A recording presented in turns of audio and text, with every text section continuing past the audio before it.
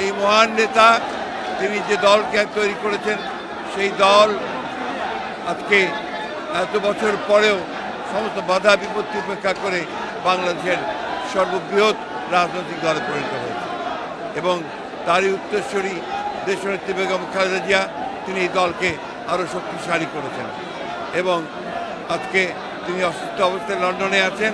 আমরা তার আরোগ্যের জন্যে আরোগ্য লাভের জন্য দোয়া করছি এবং তারই যোগ্য উত্তরসূরি আজকে আমাদের ভারপ্রাপ্ত চেয়ারম্যান তার সন্তান তিনি আজকে এই হাসিনা ফ্যাসিবাদ মুক্ত বাংলাদেশের নতুন নেতৃত্ব দিচ্ছেন এবং বাংলাদেশ গণতান্ত্রিক আন্দোলনে তিনি একটা অসাধারণ ভূমিকা রেখেছেন।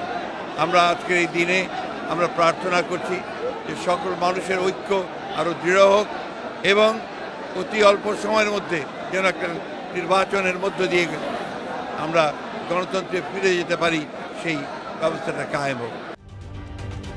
ঢালাইয়ে দৃঢ়তা, নির্মাণে নিশ্চয়তা, প্রিমিয়ার সিমেন্ট, ঢালাইয়ের রাজা।